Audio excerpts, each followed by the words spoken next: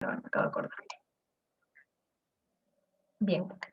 Bien, como les decía, estamos haciendo una revisión histórica de todas las corrientes literarias que hemos visto, ¿no? Primero hemos visto el neoclasicismo, luego hemos visto el romanticismo y posteriormente hemos visto el realismo y ahora el vanguardismo, ¿no? ¿De acuerdo?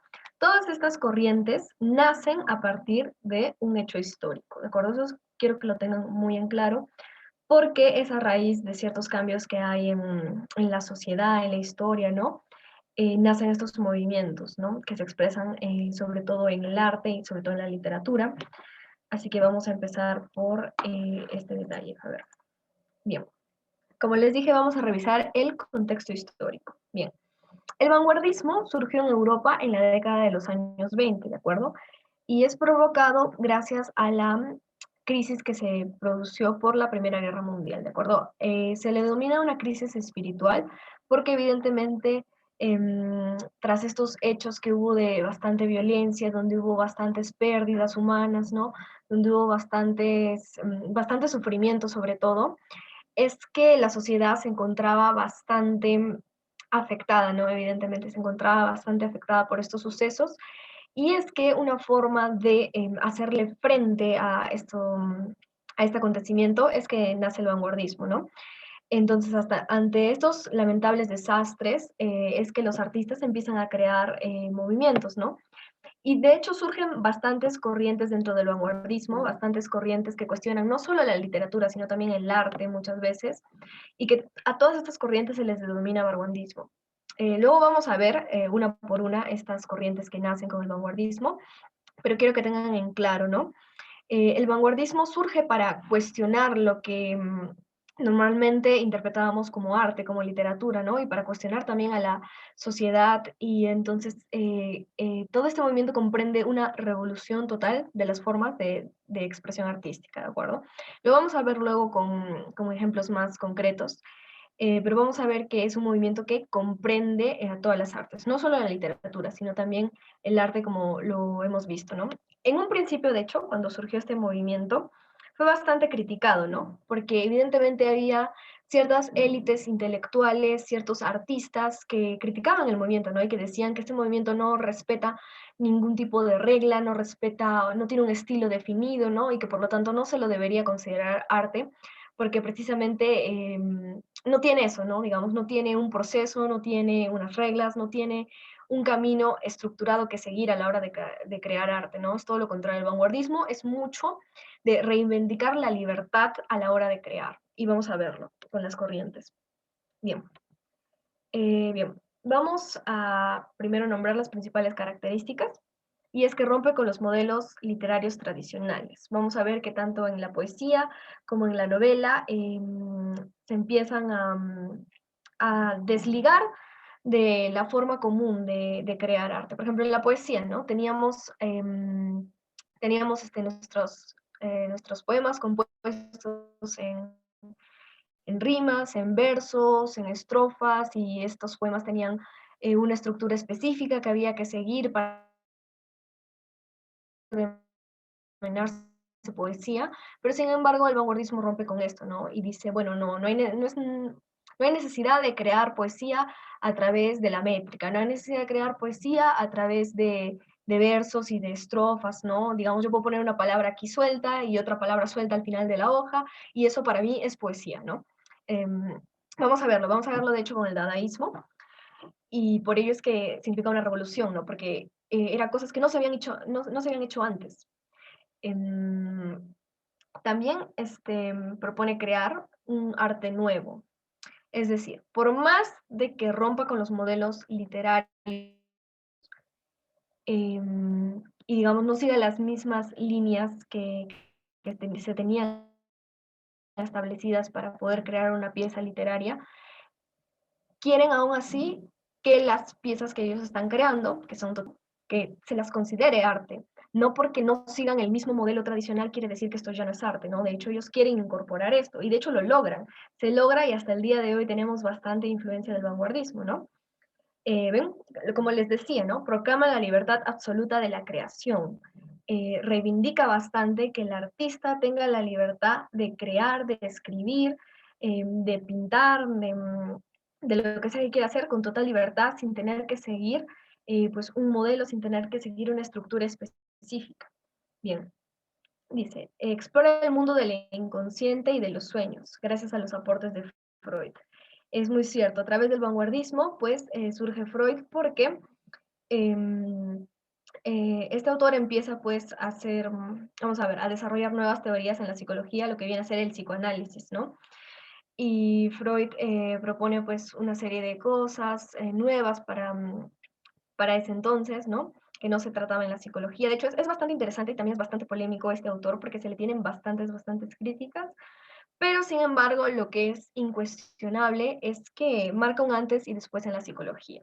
Entonces, por ello también se considera que este autor tuvo un aporte vanguardista, ¿no? Tuvo un aporte al vanguardismo y que a raíz de su manera de interpretar, digamos, la psicología y desarrollar lo que se conoce como el psicoanálisis, muchos otros autores literarios, autores de novelas, se inspiraron, ¿no? En trabajar en el inconsciente, en trabajar el subconsciente, trabajar las cuestiones humanas, ¿no?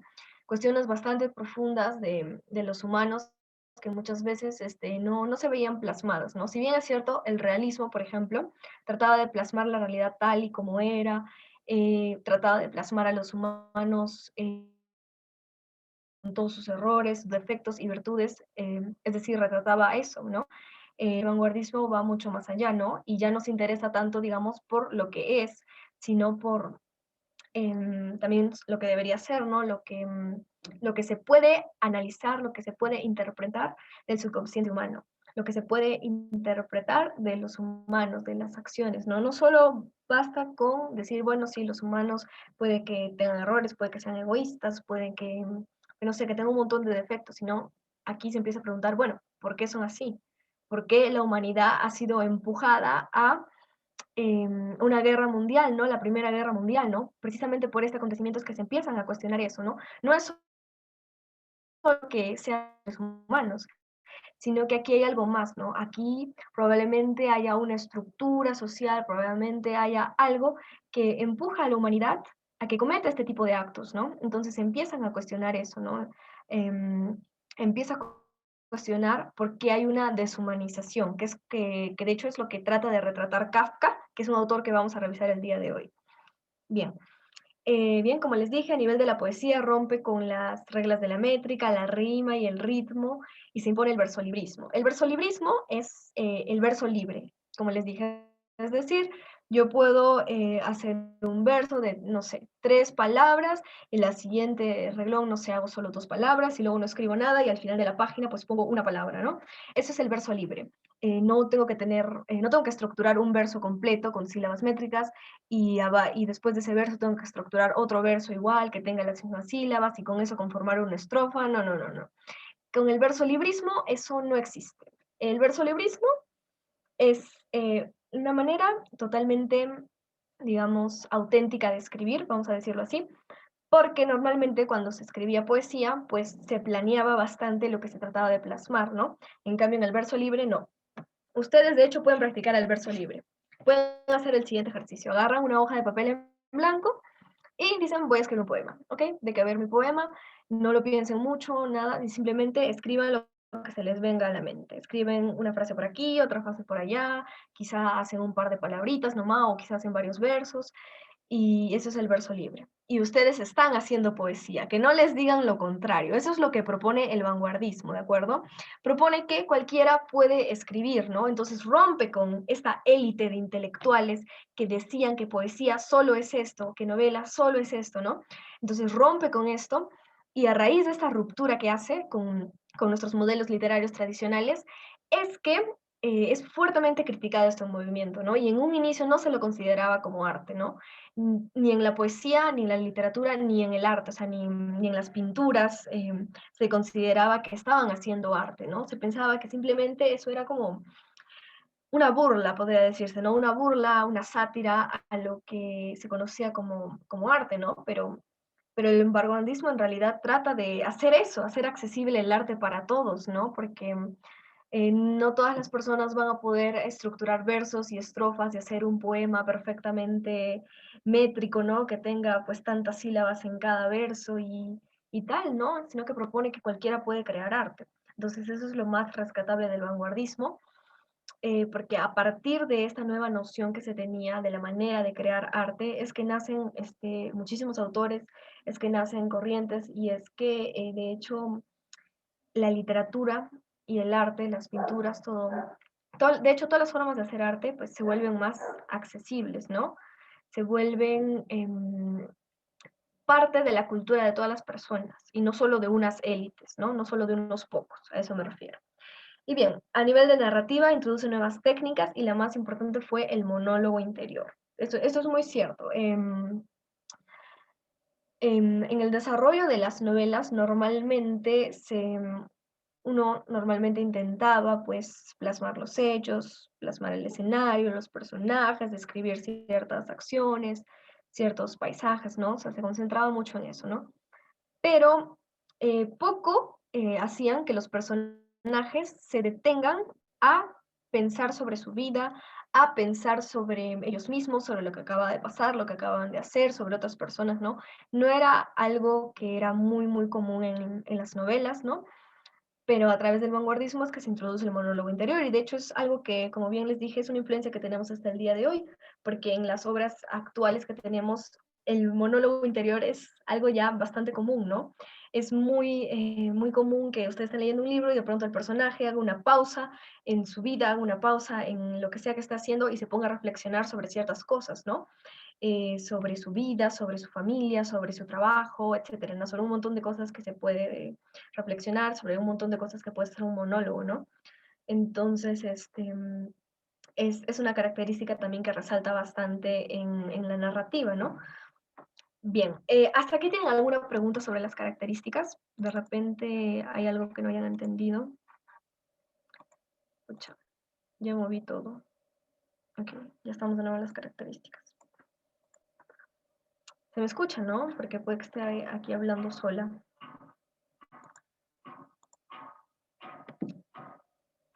¿Han entendido lo del verso libre? ¿Han entendido lo de la métrica? ¿Han entendido todo ello?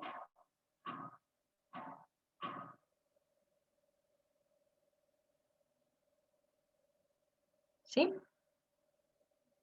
¿Y van a practicar el verso libre? ¿Lo van a intentar después de clase?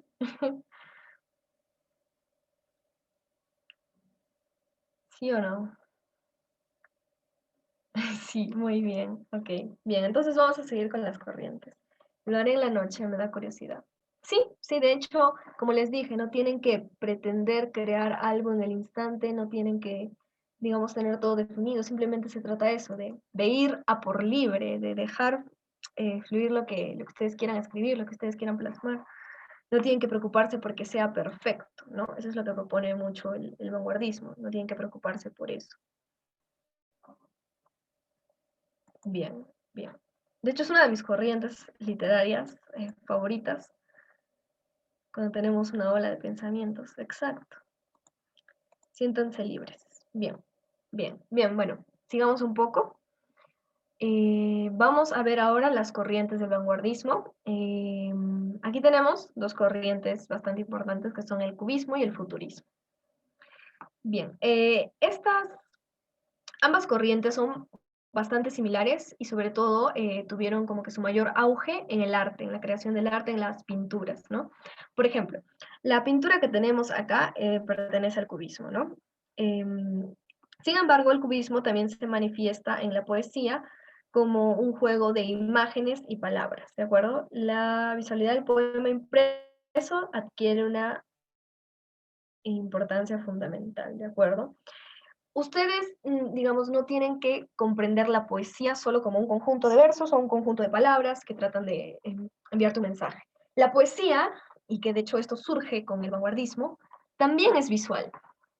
Hay quienes vayan a ser muy, digamos, puristas o muy conservadores en este aspecto y les vayan a decir que no, la poesía pues simplemente se limita a un conjunto de estrofas, versos y palabras, ¿no? Y que tiene que haber métrica y un montón de cosas más.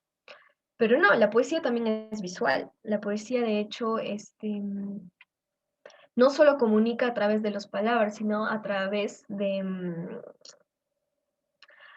las imágenes. Y bien, concretamente con el cubismo, salen, o bueno, nacen los caligramas. Aquí no he puesto un caligrama, que debí ponerlo de hecho, vamos a ver. Vamos a dejar de compartir para que ustedes puedan apreciar un caligrama, que sí lo conocen, de hecho se los han mostrado en el colegio, pero quiero que sepan que los caligramas surgen justamente con el, el vanguardismo. Bien, vamos a ver los caligramas. ¿Ya? Me confirman si se ve.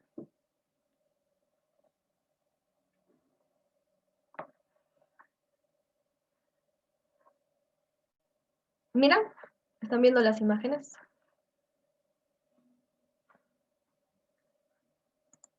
A ver. Sí, bien. Sí, esto es un caligrama, ¿no?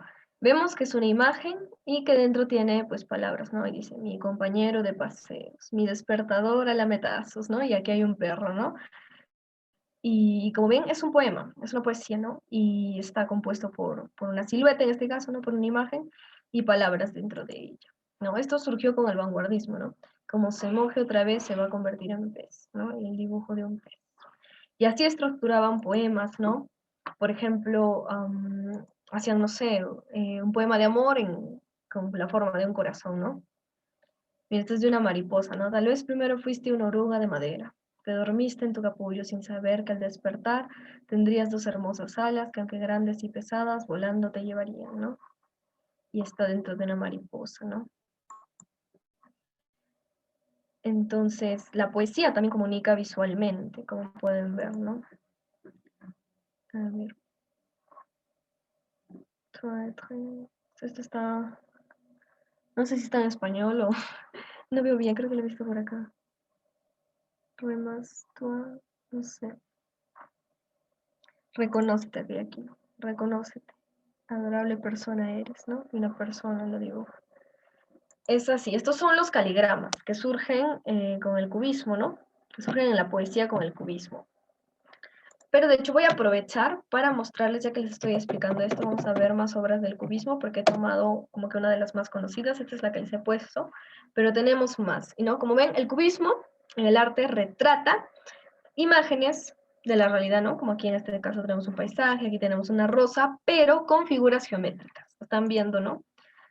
Las imágenes están constituidas por figuras geométricas en su mayoría, ¿no? Miren esta rosa, son figuras geométricas. Y bastantes colores, ¿no? Sobre todo. Esto también se incorpora bastante en el futurismo. Tenemos aquí figuras geométricas de este gatito. Es un gato, pero de figuras geométricas, ¿no?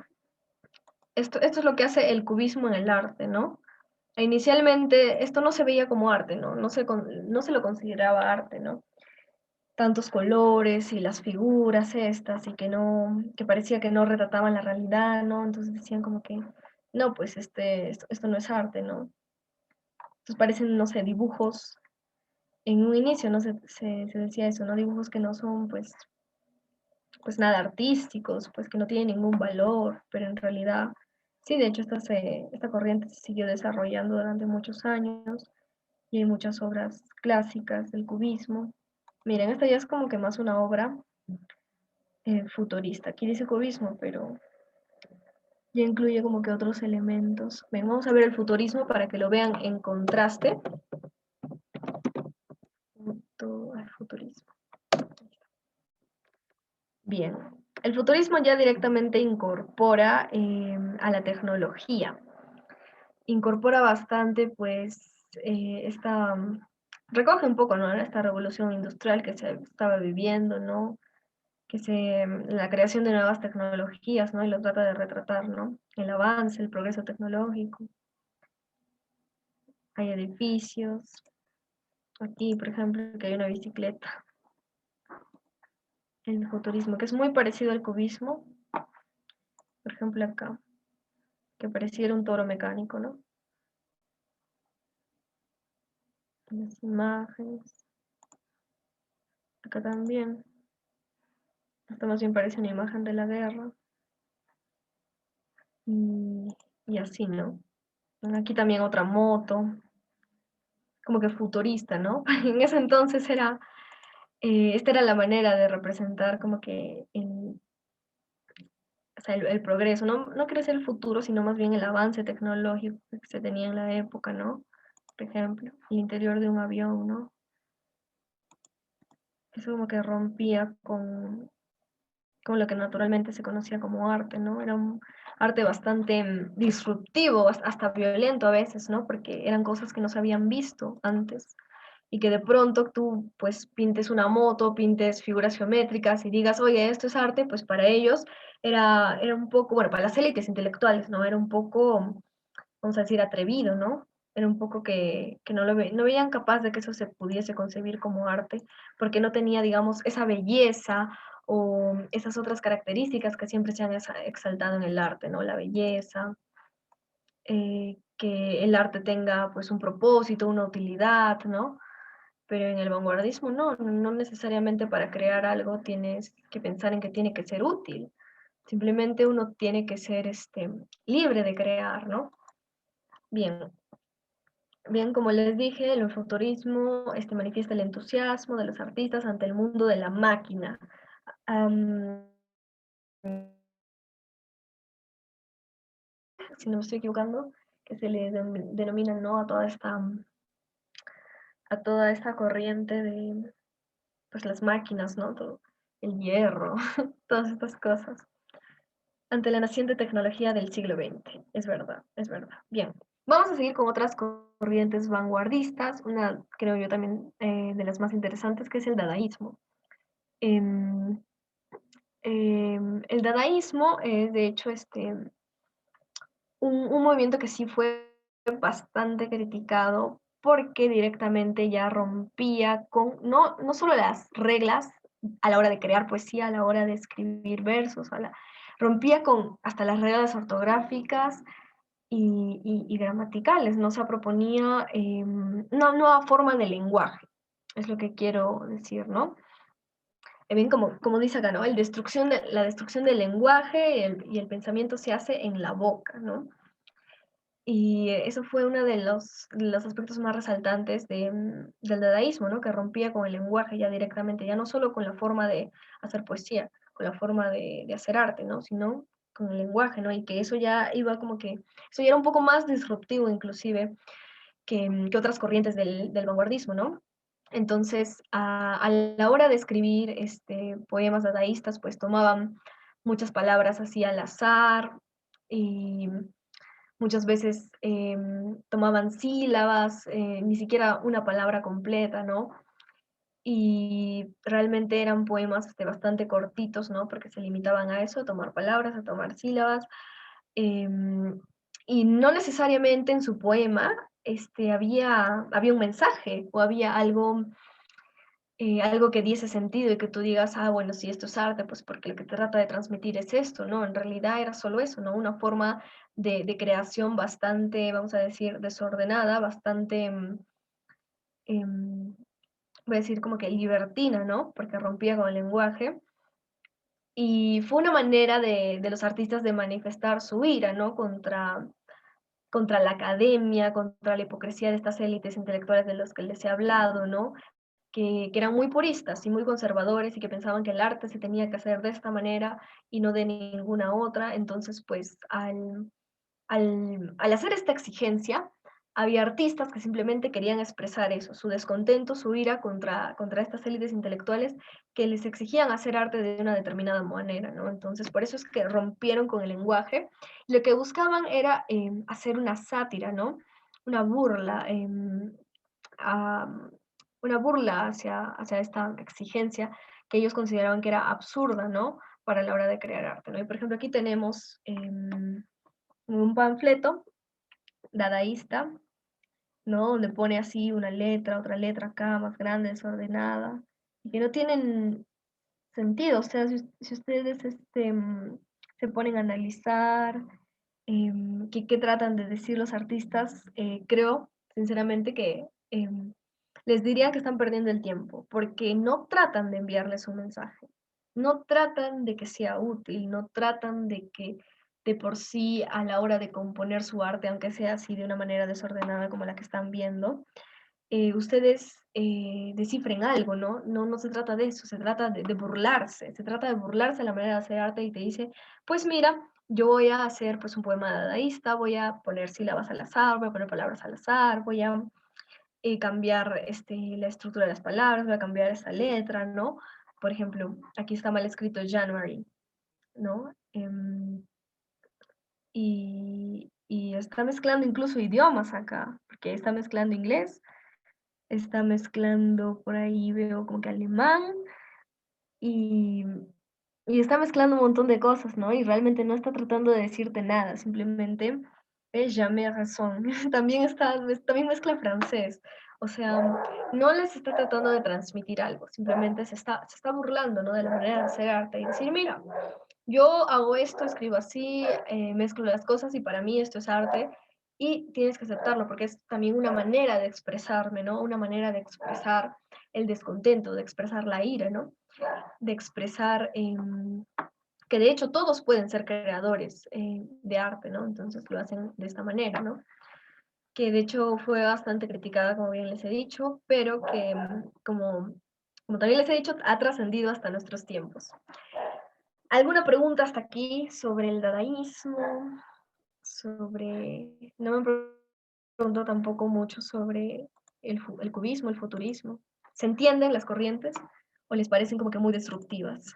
Como que nunca habían visto algo así, o si han visto algo así. O para ustedes ya, porque también, claro, para nuestra época esto es como que normal, ¿no? Porque ya hemos visto que se ha hecho bastante, pero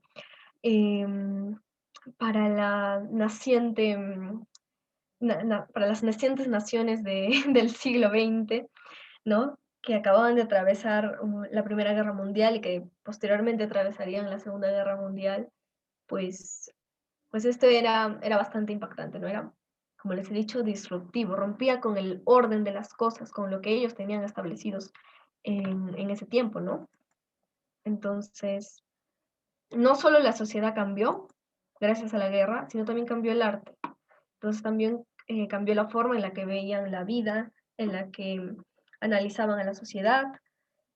Cambiaron muchas cosas que cambiaron muchos valores, sobre todo diría, en los que creían y por ello es que, digamos, no fue tan bien recibido en un inicio la corriente vanguardista.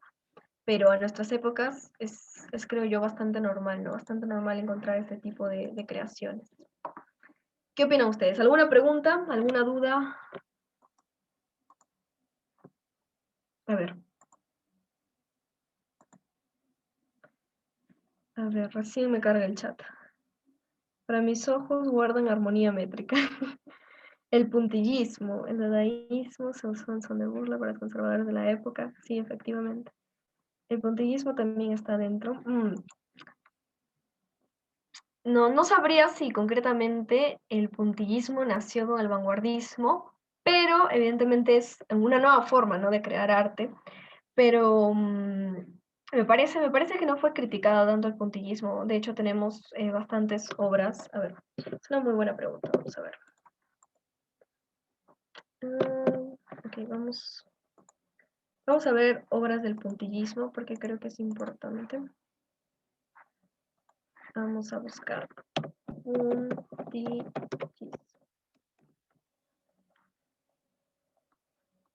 Aquí todos aprendemos de todo. Vamos a ver. Bien. Miren, esta era una obra puntillista. Y es un clásico esta, ¿no?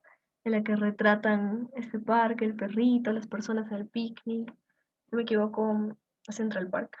O me estoy inventando, me estoy confundiendo ya. Sí, el puntillismo, wow. Vamos a ver con quién nace el puntillismo. Miren, apareció antes del vanguardismo. Apareció aquí, dice.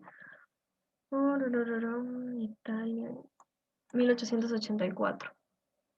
Por el neoimpresionista Georges Seurat. Los artistas, divisionismo. Interesante. Bien, aquí está la respuesta. El puntillismo no surge con el vanguardismo. De hecho, surge antes. Oh, Paul Signac. Paul Signac era un artista puntillista, miren. No sabía. Sí. Se aprende cosas. Oh, también un poco claro, ¿no? Por la influencia de Van Gogh, pero Van Gogh hacía pinturas al óleo.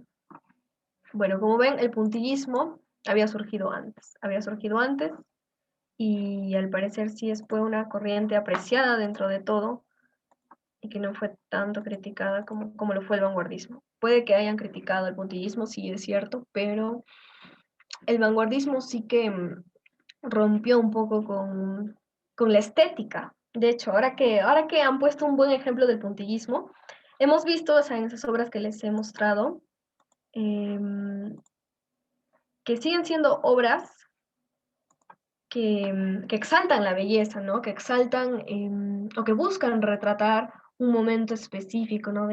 Que ustedes digan, vaya, esto merece, pues, ser retratado, pasar a la posteridad, ¿no? Como, por ejemplo, con La noche estrellada de Van Gogh, ¿no? Una noche estrellada, en donde pone muchos elementos como para que merezca ser resaltado, porque es bello, ¿no? Pero en el vanguardismo no, en el vanguardismo no necesariamente se reivindicaba la belleza, y la estética, ¿no? En cambio, hemos visto con el puntillismo, sí, se nota bastante que hay un esfuerzo por, por capturar la estética de ciertas imágenes, ciertos paisajes. De hecho, les voy a poner, creo mejor, un par de pinturas vanguardistas para que vean la diferencia.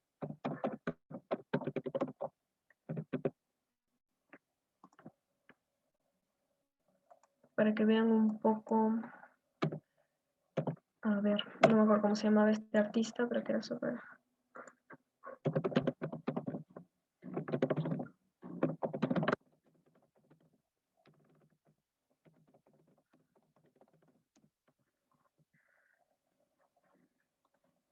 ¿De qué artista era? De Malevich, sí, vamos a ver. Creo que no le estoy compartiendo pantalla y estoy buscando. Vamos a ver. Vamos a ver.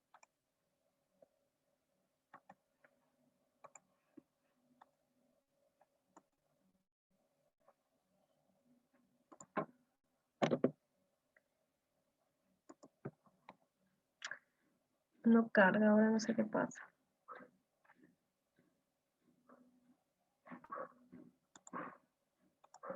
No ven, ¿no? A ver. Ya, confírmame si se ve. Quiero que vean, digamos, un poco la diferencia. Como ya ustedes han puesto un ejemplo concreto, me parece bueno, que es el puntillismo.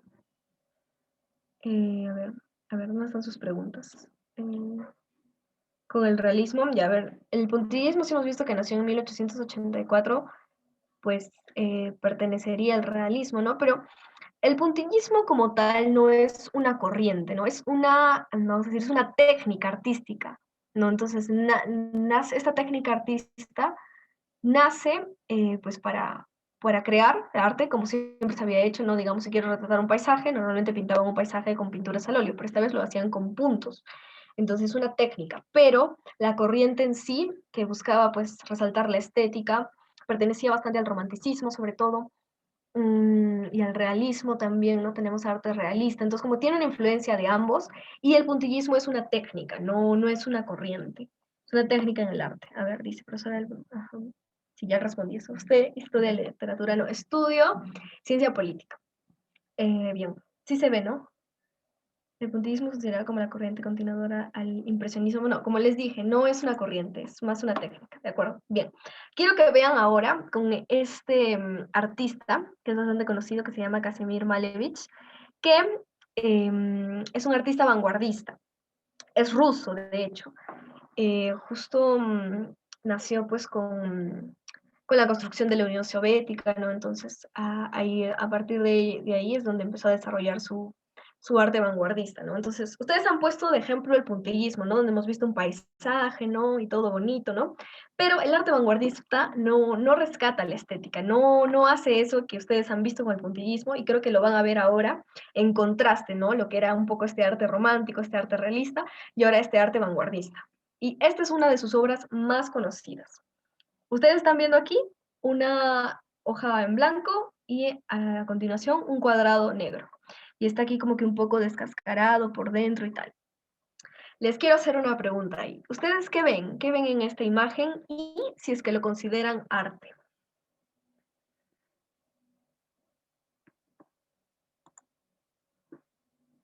Bien, espero sus respuestas, ¿de acuerdo? Esto es importante, digamos, para que aprendan ustedes a analizar y a diferenciar, ¿no?, las corrientes y empiecen a entender cómo es el vanguardismo, ¿no? Y no solo lo que propone en la literatura, sino también lo que propone en el arte, porque vamos a ver que es una corriente bastante completa, como les he dicho, ¿no?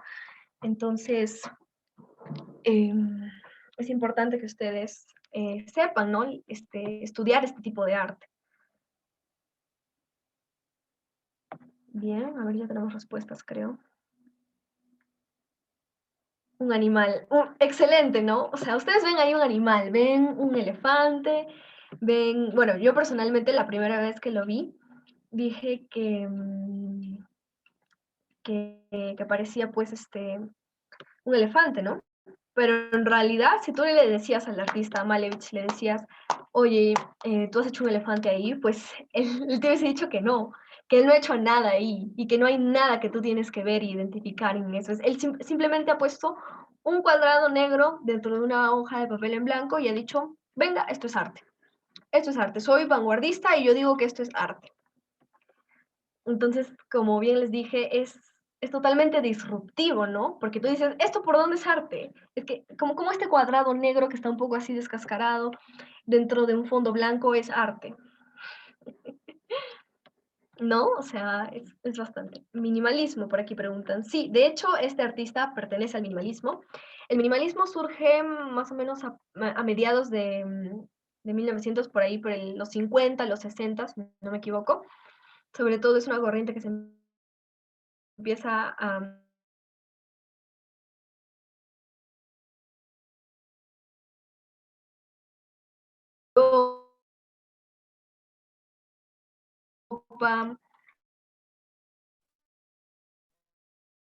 y que a ser digamos, un artista vanguardista en ese sentido, ¿no?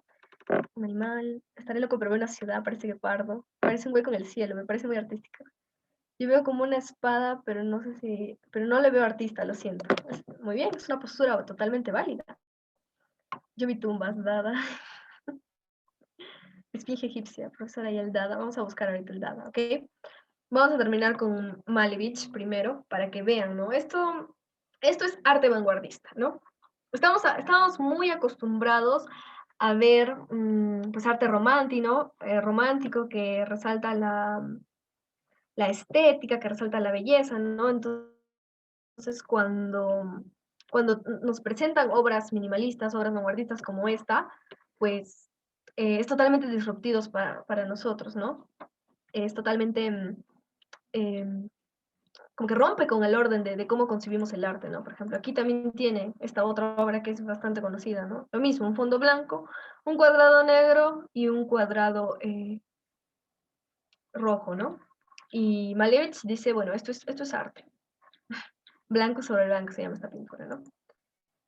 Por ejemplo, aquí también vemos una influencia del futurismo y del cubismo.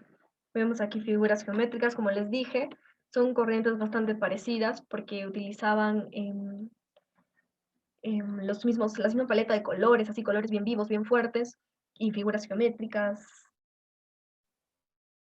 y, y no, buscaban un poco esto, retratar las máquinas, ¿no? Aquí hay algo medio extraño, yo no sé qué veo, no veo nada aquí.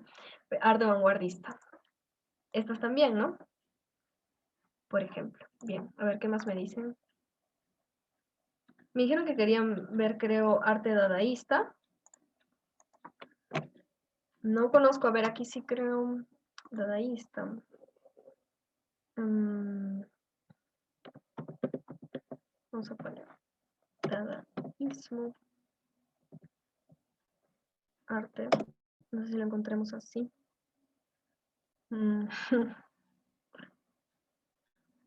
¿Qué le han hecho aquí a la Mona Lisa para que se considere dadaísmo? Le han puesto, creo, bigotes, ¿no? Es una forma de burlarse. evidentemente. No tengo un artista en mente como para que podamos estudiar su obra, pero básicamente, como les dije, lo que busca es hacer una burla, ¿no? Entonces, pues tenemos esto, ¿no? Humanos sin caras, la Mona Lisa, que me parece a mí estupendo esto, que le hayan puesto bigote a la Mona Lisa, le hayan puesto barba, ¿no? También nacen pues los collages con el dadaísmo, es evidente. De hecho, es una forma bastante, que ahora toma bastante fuerza, ¿no? El hecho de colocar un montón de imágenes juntas en un papel, ¿no? Hacer recortes de revistas, de periódicos y hacer un collage. Entonces, eso sí, también surge con el dadaísmo, ¿no? Como podemos ver ahora. ¿Han hecho collage alguna vez? Me imagino que sí, pues es una corriente que surgió pues a través de esto, ¿no? Es un poco, no sé, yo pienso que el dadaísmo debería ser gracioso. Tiene estas cosas, ¿no? Medias raras. Sí, para mí me parece raro el momento, para la época era pues mucho. Sí, en la primaria, ¿no? Los collages. A ver, dice, yo no veo que un cuadro con un acrílico pasado soleado. Esa es la verdad para mí. Totalmente, ¿no? Cuando has visto a Malevich, de hecho, Malevich, como les digo, no quería que ustedes tratasen de buscarle un significado a la pintura que acaba de hacer, tratasen de buscar, de analizar y decir, ah, pues mira, esto sí trata de representar, no sé, el vacío emocional del artista, ¿no? Y que hagan pues interpretaciones muy rebuscadas. No buscaba eso. De hecho, lo que buscaba es lo que está diciendo John, ¿no? Bueno, pues yo veo un cuadro al que le ha dado el sol y ya está con acrílico pasado soleado, ¿no? Como decir, lo cual es cierto, es que es eso. Es que es eso, no hay que buscarle como que la quinta pata al gato, ¿no? Como se sabe decir, no hay que buscarle más. El arte abstracto, ¿verdad? El arte que es así muy, muy conceptual, ¿no? Como arte abstracto, se puede decir que es minimalismo, sí, se puede decir que Malevich es minimalismo, el dadaísmo no es minimalismo, por si acaso. Creo que es un señor como con su maletín o algo así, como los memes. No ubico esa pintura. Me gustaba hacer las obras de Fernando Cislo. A ver, tendríamos que buscar las obras de Fernando de Cislo, que es artista peruano, ¿no? No me viene alguna obra de él a la mente. De... claro, arte muy, vamos a ver, minimalista, conceptual,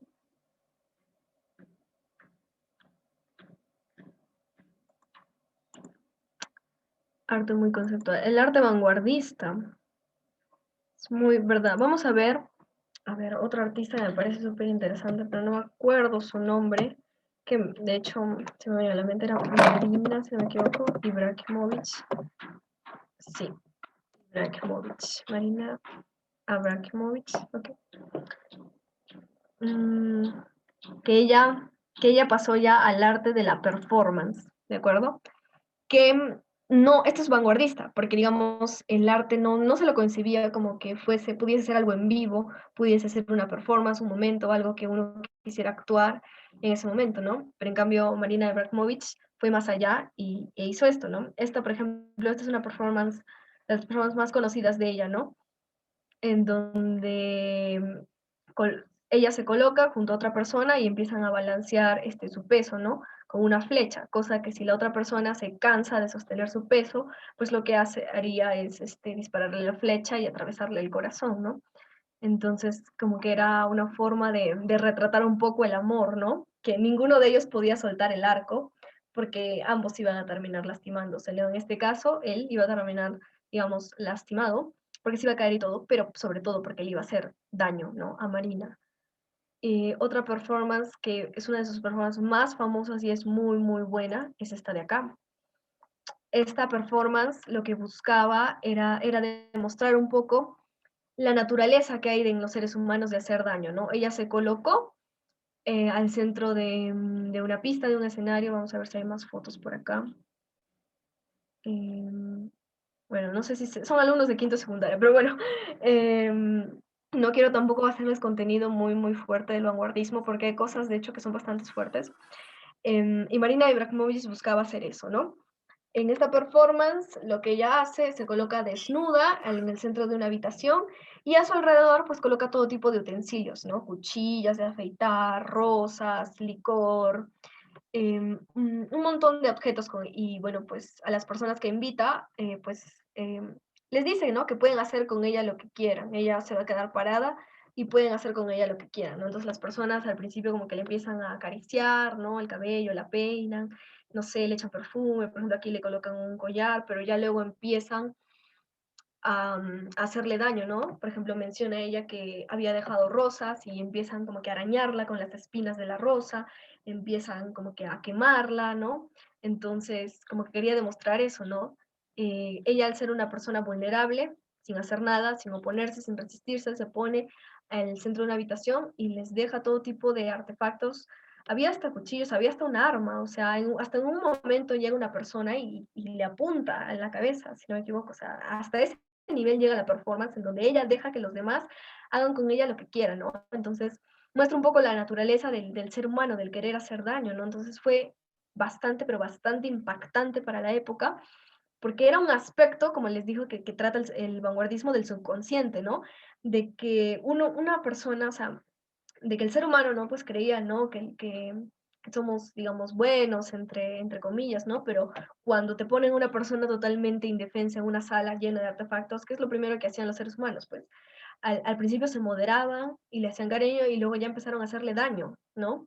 Entonces fue bastante chocante, bastante impactante para las personas que vieron esta performance, para las que asistieron, ¿no?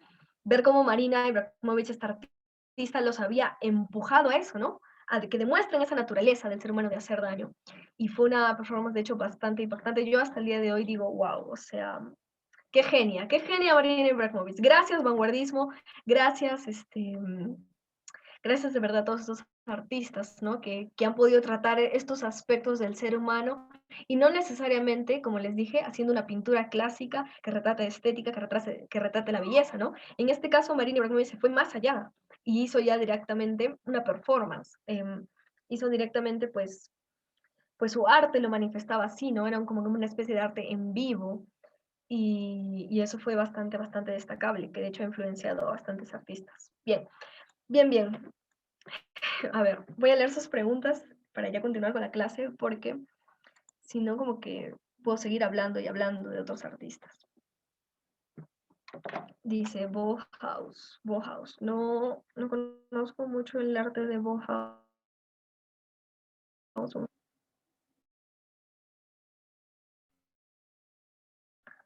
¿Es así vanguardista? A ver. Hace arte precolombino por las vanguardias antiguas. Eso creo que hace el antiguo esposo de Varela. Sí, muy bien, Esteban.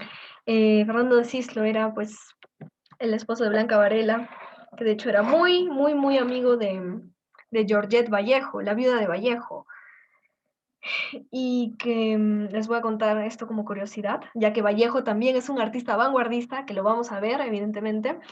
No ahora, porque ahorita estamos en vanguardismo europeo, pero de hecho Georgette Vallejo y Fernando de Cislo eran muy buenos amigos, y de hecho Georgette tenía un mechón de Vallejo que le había cortado antes de su muerte, ¿no? Para recordarlo.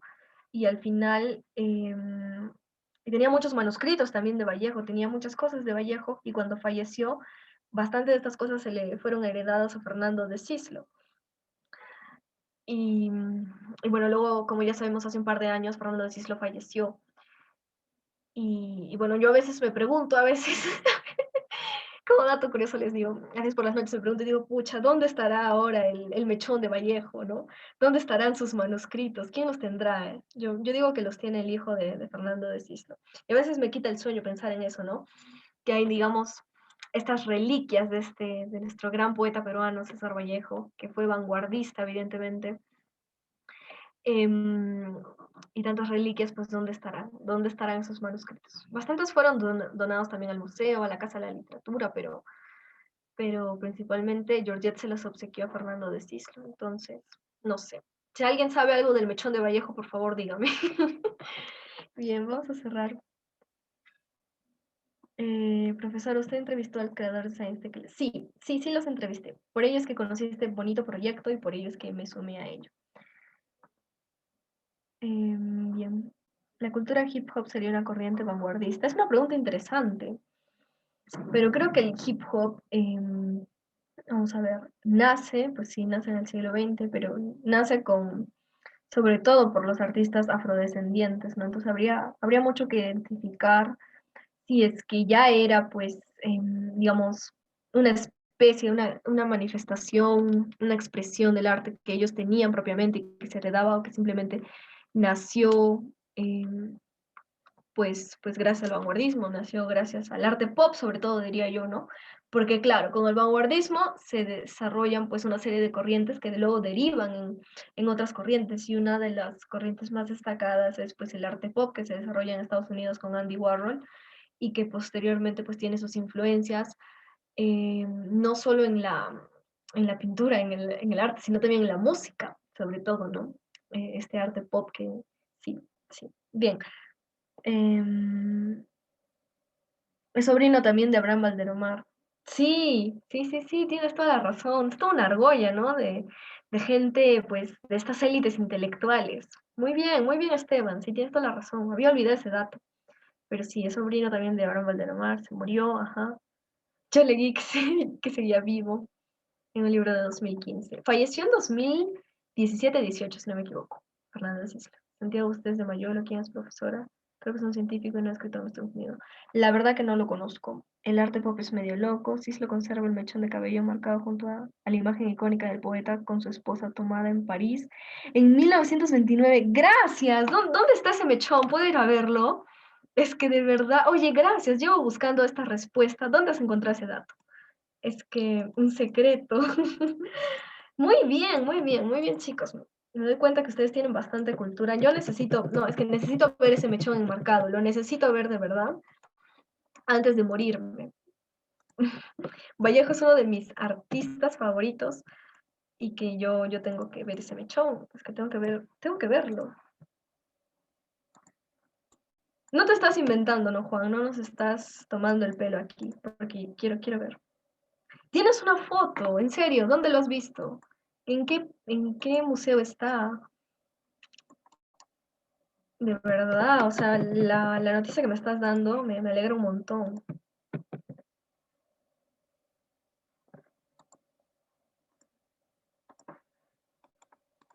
Aquí. ¿Quién es el escritor peruano que más me gusta? Escritor, si te refieres a escritor, Arguedas, José María Arguedas, definitivamente. Vamos a ver, pero José María Arguedas, me van a ver ahí hablar de José María Arguedas una y otra vez.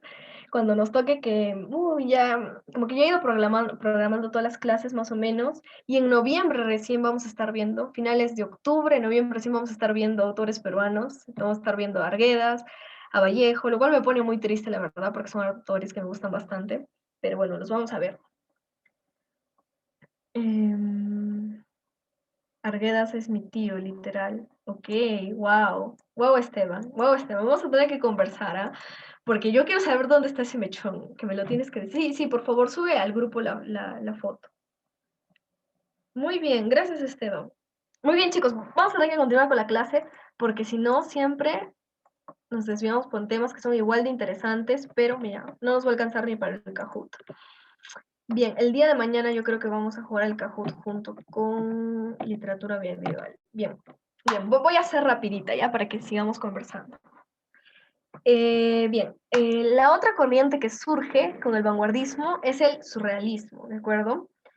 Que es una de las corrientes más extendidas, de hecho, del vanguardismo, que al día de hoy también se refleja bastante en la literatura, ¿no?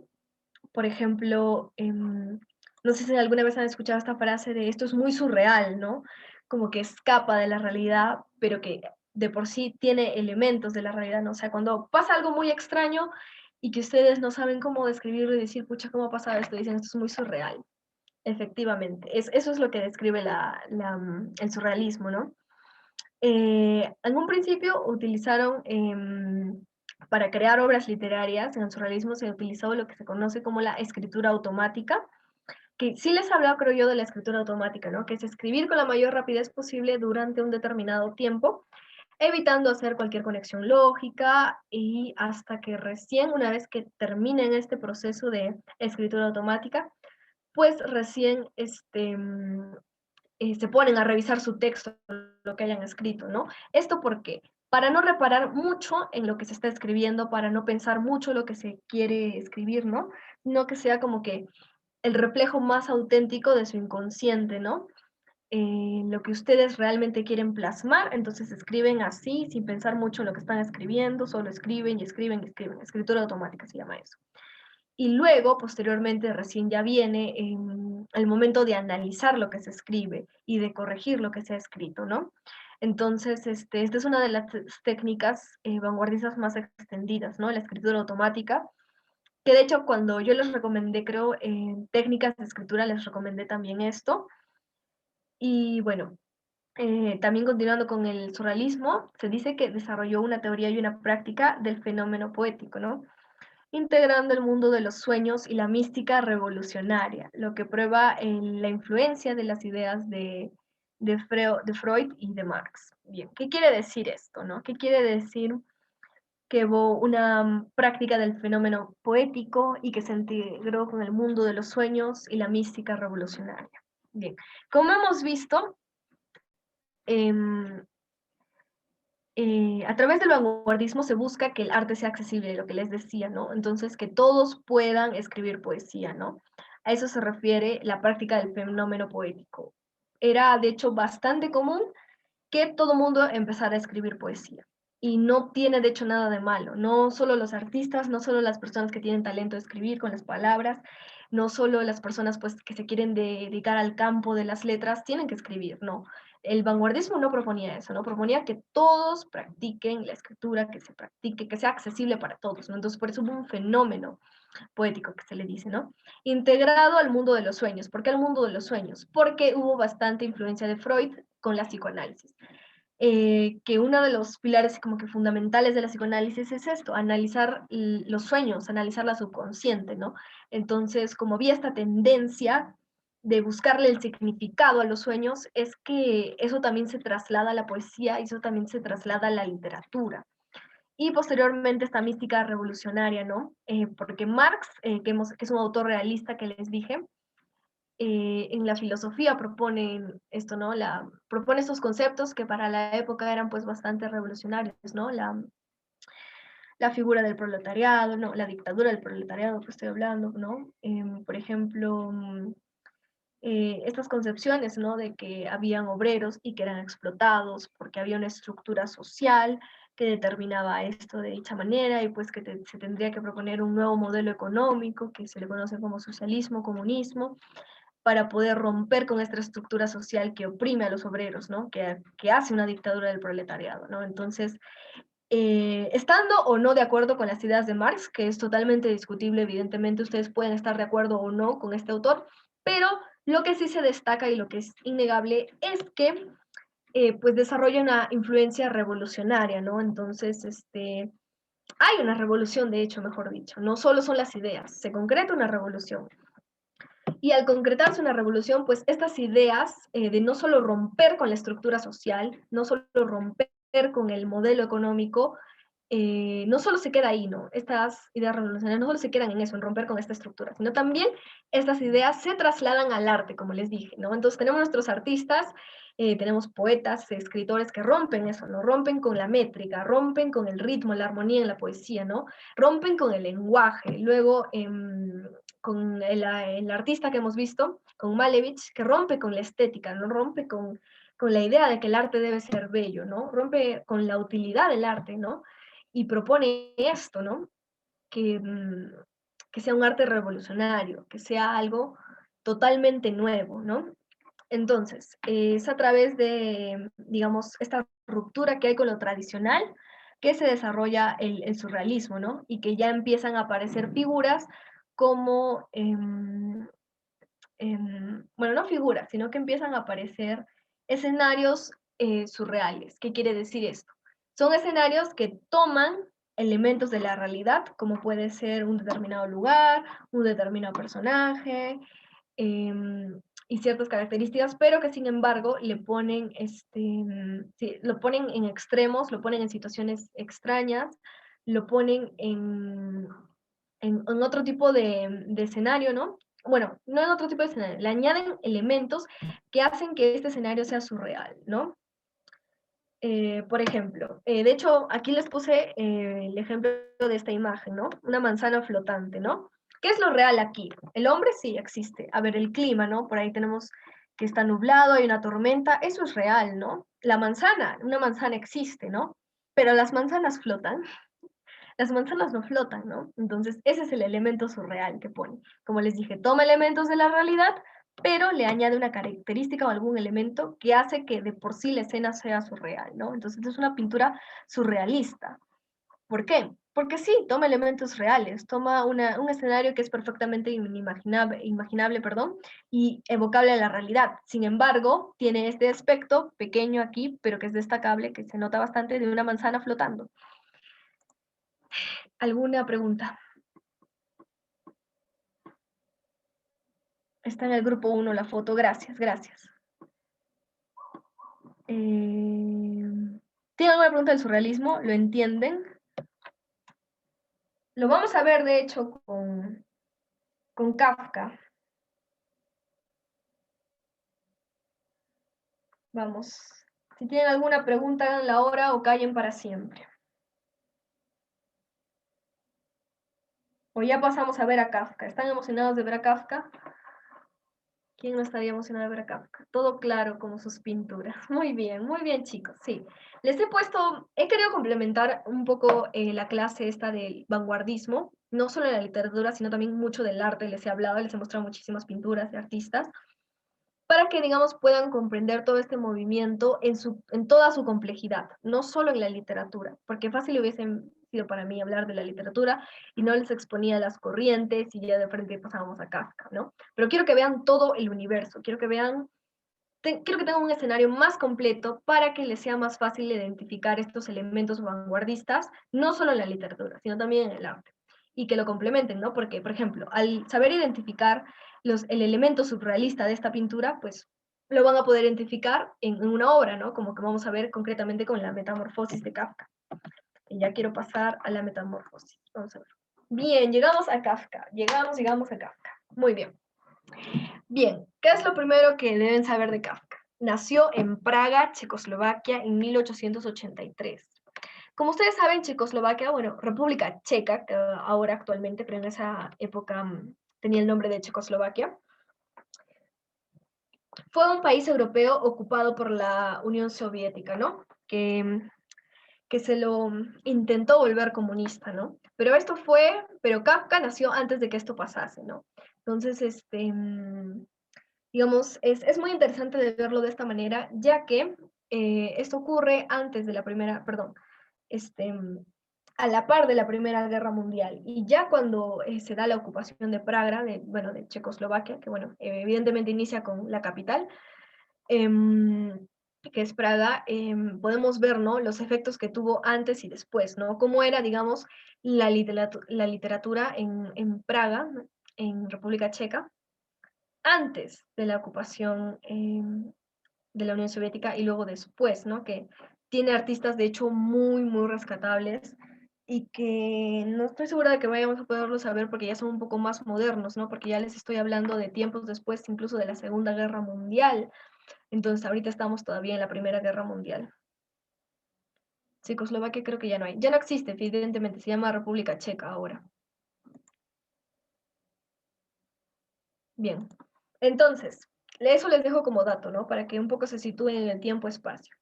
Y bien, Kafka nace pues antes de la Guerra Mundial, como bien sabemos, la Primera Guerra Mundial es en 1914, y él nace pues unos años antes, en 1883. Bien, durante su infancia sufrió el maltrato de su padre, como se expresa en Carta al Padre.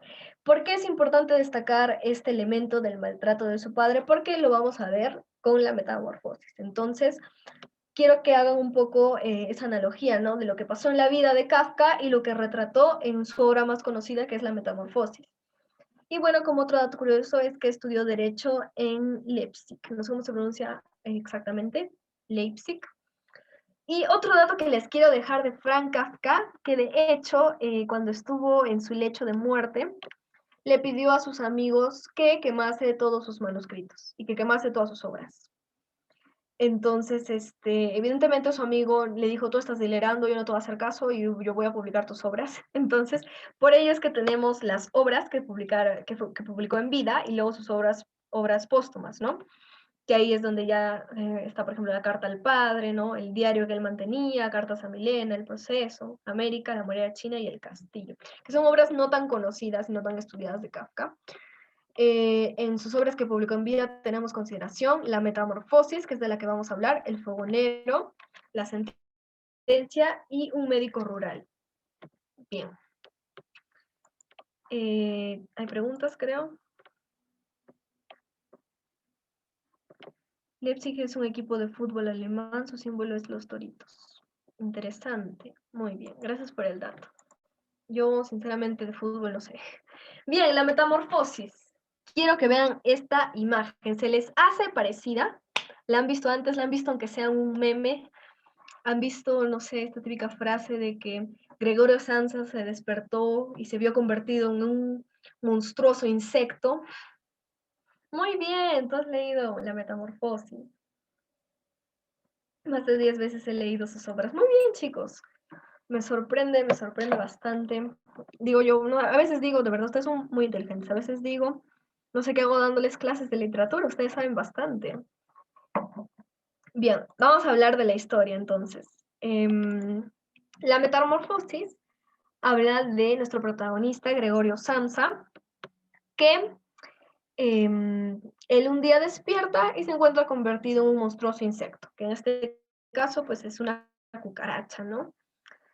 Y que no podía entender, ¿no? ¿Por qué había pasado esto? Porque de pronto él era un monstruo, ¿no? Entonces se despierta y no quiere ir a trabajar, no quiere hacer nada, no quiere salir de su habitación, evidentemente, porque no quiere que nadie se dé cuenta que él ha despertado siendo un monstruo. Pero entonces en eso su familia insiste en que vaya a trabajar y lo molestan bastante con ello, ¿no?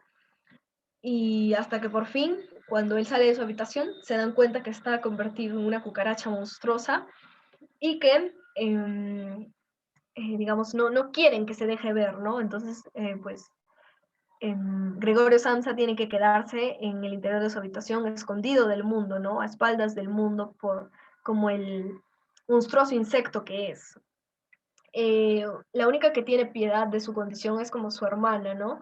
Su hermana entra y le limpia la habitación, le lleva comida y como que trata de ser amable en un inicio con él, ¿no? Con esta nueva condición que estaba padeciendo su hermano. Pero sin embargo, sus padres no, se horrorizaban de Gregorio Samsa, se horrorizaban de su aspecto, de lo que era, ¿no? Y lo tenían totalmente deshumanizado. Ya no, digamos, ya no pensaban que era su hijo, ¿no?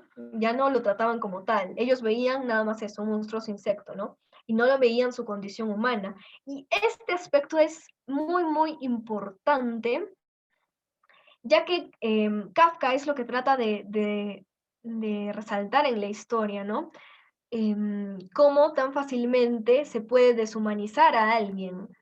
Entonces, por eso es que pone esta historia, que de hecho es surreal, ¿no? Es surreal. Hay elementos de la realidad, como que sí, él era un humano, pues tenía una vida, trabajaba, tenía una familia, todo eso, y de la nada despierta convertido en un monstruoso insecto, ¿no? Eso es un elemento surreal. Un humano no puede convertirse en una cucaracha, pero Kafka lo pone, ¿no? Lo pone en la historia y retrata esto, ¿no? Cómo puede ser fácilmente deshumanizado. En un momento, sus padres pues deciden alquilar la casa y de hecho tienen 3 inquilinos. Y su mamá, perdón, está hablando, su hermana tenía el sueño de ser violinista, de entrar al conservatorio, ¿no? Entonces los inquilinos al enterarse de esto, pues le piden que toque, y entonces su hermana empieza a tocar el violín. Ante esto, Gregorio Samsa se ve como que muy conmovido, se ve muy conmovido y dice, yo todavía soy humano, todavía puedo conmoverme ante la música, todavía tengo sentimientos, ¿no? Y entonces decide salir de su habitación y verla a su hermana, ¿no? Y en lo que salen a verla, a escucharla, ¿no? Tocar, pues los inquilinos se horrorizan y y digamos, pues salen huyendo, ¿no? Se escandalizan. Y su hermana se molesta con él y le dice, digamos, palabras bien crueles como que está harta de vivir con él y de que su hermano sea un monstruoso insecto y que sea una carga para la familia porque tienen que ocultarlo, ¿no? Entonces, Gregorio Samsa de hecho se deprime bastante y ahí es donde se da cuenta de que a pesar de que, digamos, él siente que todavía tiene una condición humana, para los demás no, y nadie lo va a volver a ver como humano. Y entonces es ahí donde se deprime y deja de comer y eventualmente se entrega a la muerte. Y quien descubre su cuerpo, quien descubre que ha fallecido, pues es la criada, ¿no? Y de hecho anuncia su muerte como si se tratara de un objeto o de algo, de algún elemento que estaba molestando, ¿no? Y es entonces ahí que le da aviso a los padres y tal, y pues ya, ahí es donde fallece Gregorio Samsa. Me acabo de dar cuenta que me olvidé de un aspecto, y es que en un inicio Gregorio Samsa, cuando se encuentra con su padre, porque había intentado asustar a su madre, creo, en la habitación, se había colocado todo estático en un cuadro, ¿no? Normalmente él se escondía cuando alguien entraba a su habitación, pero él en un momento de rebeldía, pues decide, no, voy a asustar a quien sea que venga, ¿no? Entonces decide asustar a su madre y en eso viene su padre, pues, y le empieza a arrojar manzanas, como que lo empieza a maltratar. Y de hecho una de estas manzanas se le queda incrustada en su cuerpo, ¿no? Entonces, este elemento se los cuento un poco porque les mencioné en un inicio, ¿no? Que Kafka tenía una relación muy mala con su padre de maltrato. A ver, aquí, ¿no? Aquí les dije, ¿no? Que en su infancia sufrió maltrato de su padre, como lo expresa en su obra Carta al Padre, es cierto, ahí lo expresa explícitamente, pero en la Metamorfosis incluye este elemento, ¿no? De, del Kafka maltratado por su padre, ¿no? Perdón, estoy hablando del Samsa maltratado por su padre y que de hecho le incrusta una manzana. Bien, la obra es muy interesante, me acuerdo muy bien. Tenía que hacer un teatro de su obra, qué interesante. Su hermana era el único que lo consideraba, es cierto, pero llega un punto en el que su hermana también se harta, ¿no? Su padre le lanza un manzano como castigándolo y la manzana se queda entre él hasta que se pudre. Es cierto, es cierto. Ese es el detalle que me estaba olvidando de mencionar, pero digamos como les digo, que Samsa también como que acepta su propia muerte, ¿no? No solo es que a raíz de la manzana, sí queda herido por la manzana, que es lo que les mencioné justo al final, pero